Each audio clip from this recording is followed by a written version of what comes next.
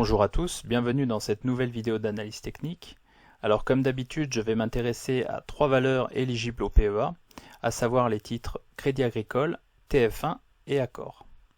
Alors comme d'habitude, point important, les informations présentées dans cette vidéo ne constituent aucunement des conseils en investissement, celles-ci ont un but purement éducatif. Voilà, donc on va commencer avec Crédit Agricole. Donc, sur Crédit Agricole, plusieurs choses à dire, de nombreuses choses à dire. La première chose, c'est que si on regarde le titre historiquement, donc le titre, d'après les informations dont je dispose, a été coté à partir de 2001, donc à un cours d'environ 16 €. On a fait un plus haut ensuite en 2006 à environ 32 € et on a fait ensuite un plus bas en 2012, donc au cours de la crise des dettes souveraines européennes, en 2012, donc à un cours de, on va regarder ici, donc si je prends le plus bas, à un cours de 2,85 €. Alors on voit que le titre évolue depuis 2008 environ dans une sorte de rectangle. Alors c'est pas tout à fait un rectangle, pourquoi? Parce qu'en fait, pour avoir un rectangle, donc un canal horizontal, il nous faut deux points de contact de chaque côté. Or on voit ici qu'on a de nombreux points de contact en haut, mais on n'a qu'un seul point de contact en bas. Ceci étant, dans la configuration, il me semble que cette structure pourrait devenir un rectangle, donc ce sera à suivre, et donc c'est pour ça que j'ai tracé ce canal horizontal. Donc, on voit que les cours, donc point important ici, on voit que les cours, donc entre le point haut de 2006, donc juste avant la crise financière de 2008-2009, et le point bas atteint en 2012, donc l'écart est d'environ 92%. 92%, donc baisse énorme sur cette période pour le titre Crédit Agricole comme pour tout le secteur bancaire.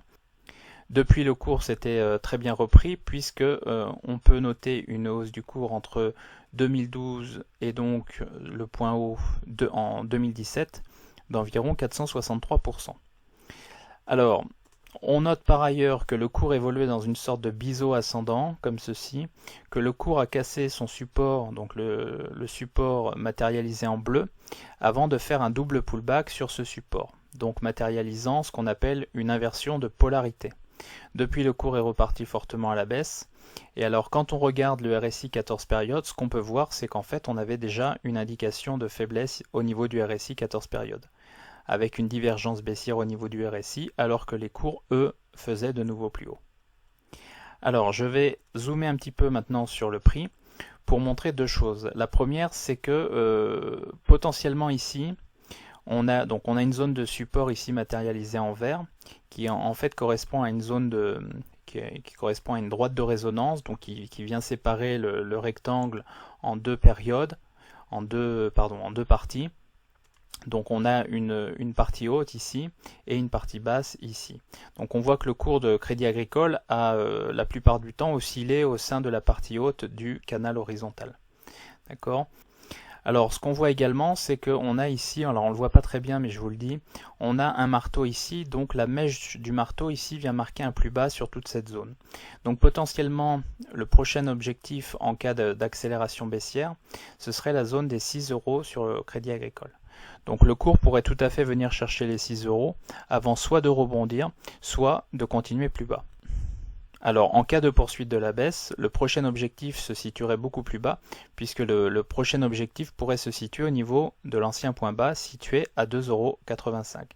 Donc j'ai placé ici l'objectif potentiel de 2,85 €.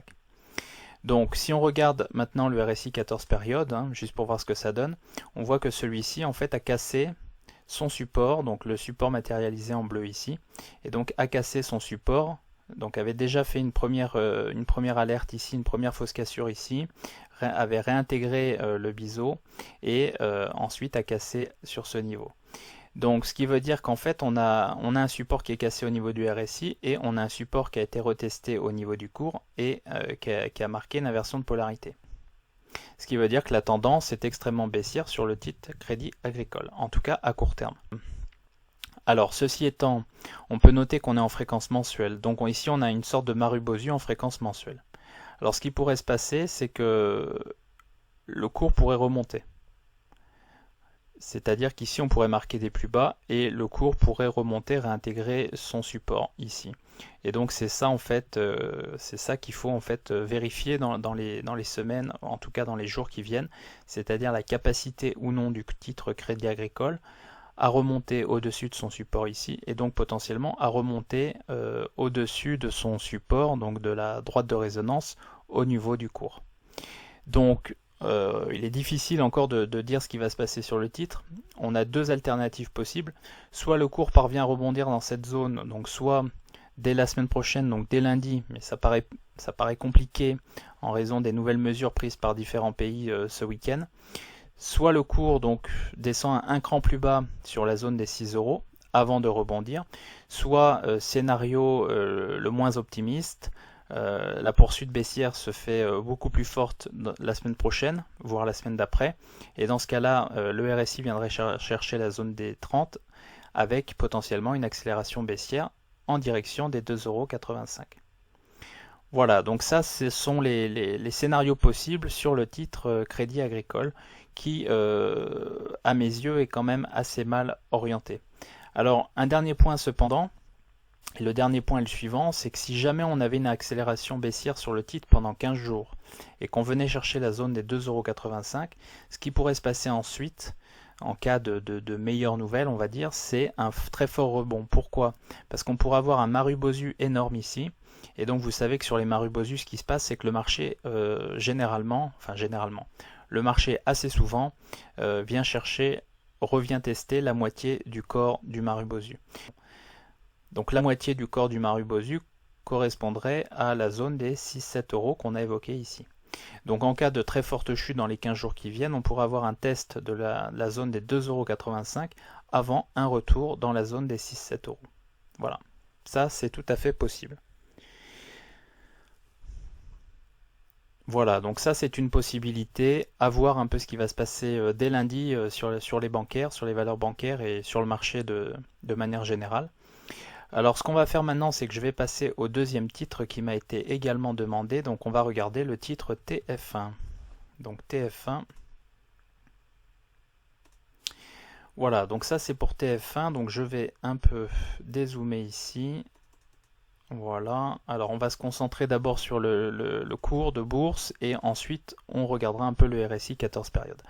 Alors on va regarder un peu l'historique du cours TF1, donc on voit que le cours TF1 a été coté en 1987, en tout cas d'après les données dont je dispose, à un cours d'environ 2,50 €, qu'il a fait un plus haut ici en l'an 2000, donc à un cours de 89 € environ, avant de refaire un plus bas ici en 2009 à un cours d'environ 4,50 €.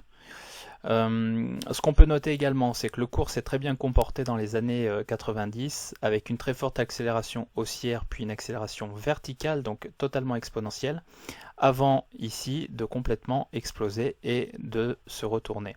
Alors je vais zoomer un peu ici parce que c'est quand même une partie intéressante. Et quand on fait de l'analyse technique, c'est le genre de choses qu'on doit absolument connaître. Voilà, donc ici vous avez un cours de bourse, donc à partir des années 98, on a un cours de bourse qui a bénéficié de la bulle Internet, ce qu'on appelait la bulle Internet. Et donc le cours de bourse a commencé à monter comme ça de manière exponentielle. Et je vais encore un peu zoomer, vous allez voir pourquoi c'est intéressant. Donc on a un cours de bourse qui montait au-dessus de ses moyennes mobiles exponentielles 5-8 périodes, puis le cours de bourse montait tellement vite qu'en fait le cours s'est retrouvé au-dessus de sa bande de Bollinger supérieure. Donc au-dessus de sa bande de Bollinger supérieure, une fois, deux fois, trois fois, et vous voyez qu'ici l'accélération est tellement violente que les cours se trouvaient au-dessus de la bande de Bollinger supérieure et aussi au-dessus de ma ligne de signal qui est une moyenne mobile exponentielle 3 périodes. Alors quand c'est le cas, généralement, notamment en fréquence mensuelle, quand c'est le cas généralement, le chandelier qui est là, peu importe la nature du chandelier, le chandelier qui est là marque généralement la fin du mouvement haussier puissante. Alors on voit également qu'ici on a un chandelier japonais, donc en étoile filante, et donc vous savez que sur les étoiles filantes, j'en ai déjà parlé, on a deux zones de résistance potentielle qui correspondent à la moitié de la mèche de l'étoile filante. Alors ça, je dois avouer que je ne l'ai jamais lu nulle part, c'est une constatation que j'ai faite moi, donc on va dire que ça vient de moi. C'est une technique que j'utilisais quand je faisais un peu plus de trading et un peu moins d'investissement à long terme. Et vous avez un deuxième point, une deuxième zone de résistance plus importante qui se situe au niveau du haut de la mèche de l'étoile filante. Alors vous voyez que les cours en fait, donc on a une étoile filante ici, on a un signal puisqu'on a un cours qui est largement au-dessus de la bande de Bollinger et qui est largement au-dessus de la ligne de signal ici. Et donc vous avez un cours qui chute fortement, on a une très forte mèche ici avec un retour du cours dans la zone des 48 € environ. Et alors là, ce qui se passe généralement sur ce genre de cours, et c'est un peu ce qui se passe sur des cours comme Tesla actuellement, c'est-à-dire qu'en fait on a tous les investisseurs qui pensaient avoir raté la hausse et qui se disent chouette, j'ai enfin une opportunité de pouvoir rentrer sur le titre. Alors ils achètent massivement ici, le titre part à la hausse, vous voyez comme ici, et là en fait on retrouve à nouveau des vendeurs à découvert et qui vendent massivement le titre. Et alors une fois que les titres ont dégringolé au niveau de ce niveau, c'est-à-dire là où les derniers entrants sont arrivés, en fait ceux-ci se mettent à vendre aussi et le titre se retourne complètement. Voilà, donc ça c'est une phase intéressante, c'est des choses intéressantes à comprendre. Alors je ferai une leçon sur les bandes de Bollinger, hein, je vous expliquerai notamment parce que moi j'utilise des bandes de Bollinger avec des paramètres 32, alors j'expliquerai à quoi ça correspond. Alors ce qu'on va faire c'est qu'on va continuer, donc ça c'était vraiment une aparté pour vous expliquer un peu le mouvement ici de retournement sur le titre TF1, donc au moment d'explosion de la bulle internet. On voit que le titre a oscillé ensuite dans une zone de consolidation, dans un très très grand triangle, donc entre 2001 environ et ici 2007. Et ce qu'on voit ici, donc je vais encore zoomer un petit peu, c'est qu'on a eu une rupture ici, donc un gap fortement baissier en 2007. Et donc quand on a ce genre de rupture, donc là vous voyez on est passé d'un cours de 32 € environ à un cours de 20 €, donc très fort gap. Il a été retesté ici mais on n'a pas vraiment pénétré ce gap avant une rechute. Donc très fort mouvement baissier qui s'en est suivi ensuite et qui correspond à la crise financière de 2008-2009 en fait. Et alors ce qui se passe, et là c'est intéressant en ce qui nous concerne, c'est que vous voyez donc dans cette zone on a une zone de gap ici, donc qui quoi qu'il arrive représentera une zone de résistance, hein, c'est-à-dire que si on venait un jour, alors je ne sais pas quand, mais si on venait à remonter dans cette zone, on aurait deux zones de résistance. On aurait la zone de l'apex ici, donc de la pointe du triangle que j'ai matérialisé en bleu avec des pointillés, et on aurait également la zone du gap qui est ouverte ici entre 20 et 22 € environ. Alors on voit que les cours depuis ont fait une tentative de rebond, tentative avortée puisque les cours sont revenus sur les plus bas ici. On voit qu'on est au niveau des plus bas autour de 5 €. Alors le problème que j'ai ici avec ce graphe, c'est qu'en fait, vous voyez, on a un cours qui est en train de casser ici le support haussier long terme. Donc ça, c'est pas super bon signe. Pourquoi? Parce qu'en fait, si jamais on n'arrive pas à remonter au-dessus de ce support baissier long terme, le prochain objectif, en fait, d'un point de vue technique, puisqu'on n'a aucun autre point de repère, c'est le point bas historique sur le titre. Donc j'avais déjà mis une zone ici, donc je vais l'enlever. Vous voyez, j'ai mis une zone ici, donc j'ai tracé une droite horizontale à partir du point bas, du point le plus bas historiquement. Et donc quand je zoome ici, ça nous donne un objectif potentiel, en tout cas en bas, dans la zone des 2,50 €. Vous voyez, quand je suis ici, on est à 2,55 €, 2,50 € environ. Donc en cas d'accélération baissière, en fait, ce qui pourrait se passer, et alors je vais vous montrer un peu ce que ça donne, je vais sauvegarder ici, je vais aller en fréquence hebdomadaire, et ce qu'on va voir ici, c'est qu'on a un gap baissier. Vous voyez, on a un gap baissier qui s'est formé ici, donc là, entre la semaine d'avant et la semaine dernière. Et donc ce qui pourrait se passer, c'est un retest de cette zone de gap, hein. Vous savez que les zones de gap, quand c'est un gap baissier, ça fait office de résistance, au moins à court terme. Quand c'est un gap haussier, ça fait office de support, au moins à court terme. Et donc, quand on se place comme ça, je vais me remettre ici, en fréquence long terme. Donc ce qu'on pourra avoir, c'est un retest de ce gap éventuellement à court terme, donc soit la semaine prochaine, soit dans les semaines qui viennent. Ensuite, si jamais le marché dans son ensemble, donc si le CAC 40 se met à plonger la semaine prochaine ou dans les jours qui viennent, le prochain objectif sur le titre, c'est plutôt un objectif en bas, dans la zone des 2,50 €. Voilà, donc méfiance sur le titre TF1, d'autant plus que d'un point de vue au niveau du RSI, en fait, on a vraiment des indications que le titre s'est retourné à la baisse. Pourquoi? Parce qu'on avait ici une sorte de biseau ascendant sur le RSI. On voit qu'ici, on a fait une sorte de double top. dans cette zone, donc ici en 2013-2015, que le RSI est venu casser sa zone de support avant de faire un pullback ici au niveau de l'ancienne zone de support. Et donc ce pullback marque une inversion de polarité, c'est-à-dire potentiellement un retournement à la baisse du cours. Et on voit qu'en fait ce pullback a eu lieu sur le point haut du cours, là ici en 2017, et depuis les cours ont pas mal chuté, le cours a pas mal chuté sur TF1. Alors le RSI se trouve maintenant dans une sorte de biseau descendant. Vous savez que sur les biseaux descendants, j'en ai déjà parlé, ce qui se passe généralement, c'est qu'on a une sorte, et je vais le matérialiser ici en rose, on a parfois une accélération baissière, donc on pourra avoir quelque chose comme ça. Alors je dis pas que c'est ce qui va arriver, mais on pourra avoir quelque chose comme ça, avant une reprise haussière, comme ceci. Alors c'est vraiment un scénario hypothétique, hein. Et donc le cours pourrait mettre du temps à se reprendre, notamment puisqu'on a souvent un lag, donc un écart de temps entre ce qui se passe sur le RSI et ce qui se passe sur le cours de bourse. Donc tendance plutôt baissière sur TF1, attention. Voilà, donc ça c'était pour TF1, méfiance, c'est pas le genre de titre que je privilégie. D'un point de vue technique, en fait on n'a aucun signal de retournement, en tout cas à court terme, donc méfiance sur le titre.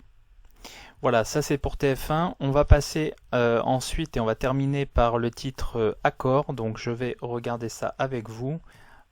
Alors le titre Accor, pourquoi le titre Accor? Eh bien tout simplement parce que les hôtels sont majoritairement vides en ce moment à travers le monde en raison de la crise sanitaire. Donc on va regarder un peu ce que ça donne au niveau du cours. Alors j'ai commencé à tracer quelques éléments ici, on va les reprendre.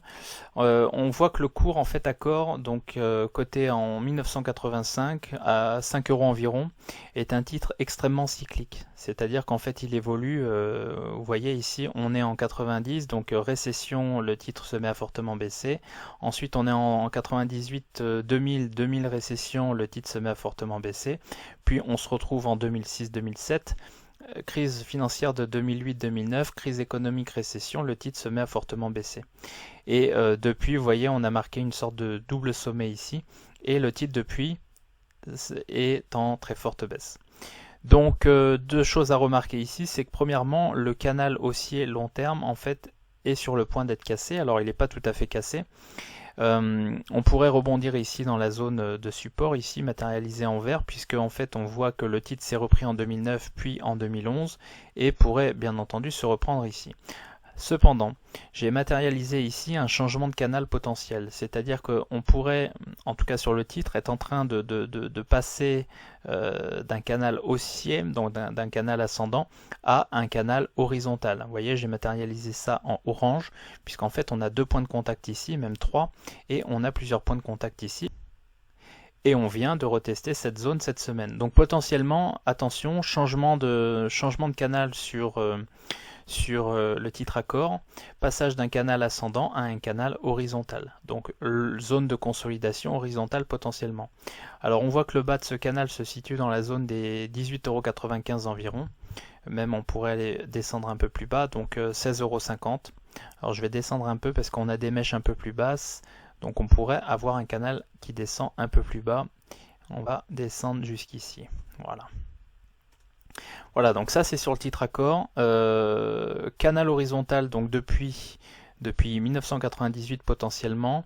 Donc ce qui pourrait se passer, c'est qu'on pourrait venir tester cette zone, donc c'est-à-dire la zone des 16,50 €, 23 €. Alors ce qu'on va faire ici, alors j'avais commencé à le faire, on va le finir, c'est que je vais dupliquer ici, je vais faire un report du support en cas de cassure. Vous voyez, je vais le mettre comme ça, voilà. Je vais sauvegarder, je vais mettre le trait un peu plus fin. Donc je fais un report du support. Pourquoi? Parce que si jamais on venait, et on est en train de casser le support ici, si jamais on venait casser ce support définitivement, on pourrait descendre dans cette zone et venir éventuellement tester le report du canal haussier ascendant dans cette zone. Voilà, donc ça c'est sur le titre Accor. Alors on va regarder rapidement le RSI. Vous voyez, on voit qu'on a une divergence baissière ici, puisqu'en fait on a des cours qui font des plus hauts entre 2007 et 2015, alors qu'ici sur le RSI, on a un RSI qui fait des plus bas. Donc déjà on va le matérialiser comme ceci en bleu, comme je le fais à chaque fois. Donc on va faire ça comme ça, je vais tracer un trait, on va mettre un trait épais comme ceci, donc entre 2002 et... Même vous voyez, on a carrément quelque chose comme ça. Alors la divergence se fait à ce niveau-là, donc on va juste signaler la divergence, mais on a des plus bas qui datent quand même depuis un certain temps. Donc divergence baissière au niveau du RSI. Donc ça c'était pour le double top ici. Depuis on a complètement retracé sur le titre. Alors on va quand même regarder ce que ça donne ici au niveau du retracement. On va mesurer le retracement par rapport au point haut ici. On voit que par rapport au point haut, le titre a perdu 57% environ de sa valeur. Voilà. Donc attention sur le titre Accor. On a dit titre extrêmement cyclique. Et donc potentiellement, alors on va regarder un peu ce que ça donne sur les précédentes crises. On va regarder un peu la baisse ici maximale, donc environ, vous voyez, 67%. Donc on peut partir du principe que Accor pourrait perdre environ 67% de sa valeur en cas de récession et de crise prolongée. Si je mets 67%, vous voyez, j'arrive quasiment à l'objectif. Alors j'arrive au niveau du point bas de la zone de support potentiel en orange et potentiellement avec extension on pourrait venir toucher le support un peu plus bas.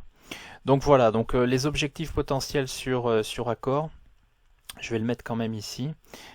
Objectif potentiel, alors on va mettre ça en orange ici, donc ce serait la zone en bas ici des 16,50 €. 16,50 €. Donc ça c'est vraiment en cas de glissade continue dans les semaines qui viennent.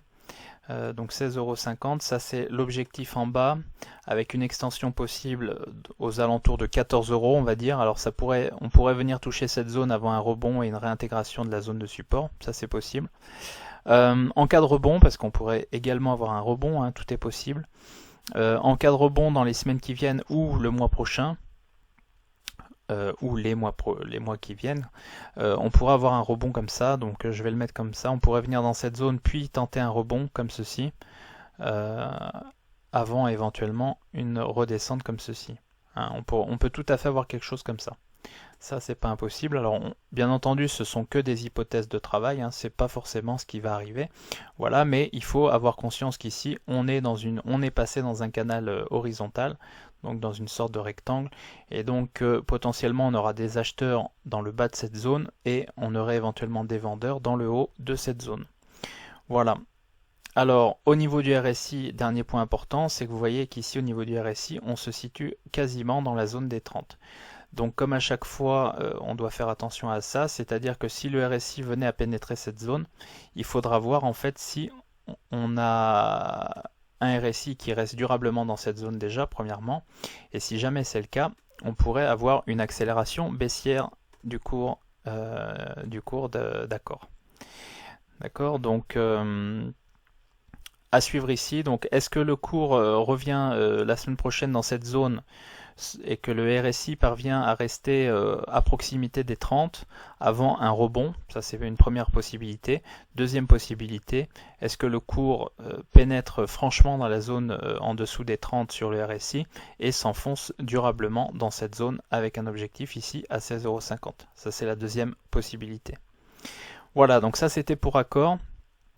On guettera un peu la situation, hein. Bien entendu, Accor va être fortement impacté par la crise sanitaire. Maintenant, ce qu'on peut voir, c'est que le marché a déjà plutôt bien pricé en fait cette chute de fréquentation des hôtels, notamment des hôtels Accor, puisque le titre a perdu 57% de sa valeur déjà. Voilà, j'espère que cette vidéo vous a plu. Si c'est le cas, n'hésitez pas à mettre un pouce bleu sous la vidéo. Si vous ne l'avez pas encore fait, je vous invite vivement à vous abonner à la chaîne. Et bien entendu, si vous avez des valeurs, s'il y a des valeurs qui vous intéressent, alors plutôt des mid cap ou des large cap, et des valeurs potentiellement que je n'ai pas encore traitées en analyse technique, n'hésitez pas à me mettre les noms des entreprises qui vous intéressent en dessous de la vidéo. Ça me permet de mon côté d'avoir des idées dans lesquelles je peux piocher des entreprises pour mes vidéos d'analyse technique hebdomadaire. Alors un dernier point important, c'est qu'en général ce que je fais, c'est que j'essaie de choisir des titres de bourse sur lesquels il y a quand même des choses à dire. Parfois on a des titres de bourse qui ne bougent pas ou sur lesquels il n'y a pas grand chose à dire d'un point de vue technique, et donc c'est pas forcément le type d'action que je choisis pour mes vidéos. Voilà, allez, je vous dis à très bientôt pour de nouvelles vidéos. Bien entendu, prenez soin de vous, et je vous dis à très bientôt pour de nouvelles vidéos. En attendant, bien entendu, prenez soin de vous. Allez, à très bientôt.